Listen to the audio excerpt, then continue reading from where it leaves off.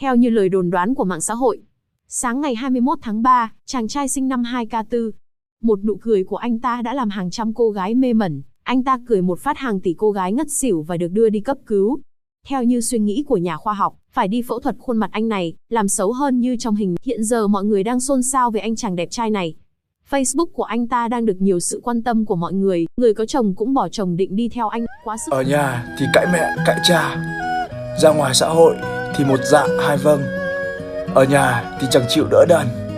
Ra ngoài xã hội thì xả thân đua đòi. Cậu yên tâm, từ bây giờ tớ sẽ không làm phiền cậu nữa đâu. Vì tớ biết ấy, cậu chưa bao giờ từng thích tớ. Chỉ là mãi này đây rồi em hiểu. 30 hôm nay chưa biết được ai hơn ai đâu. Alo, anh Bình Gôn đây phải không ạ? Alo. Alo. Alo.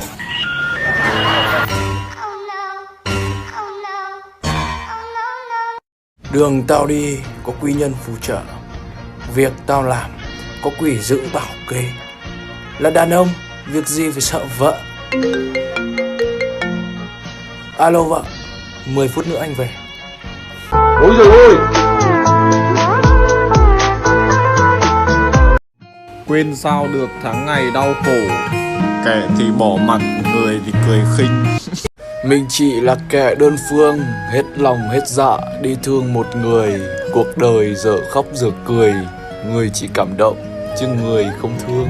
I tried so hard and got so far, but in the end it doesn't even matter.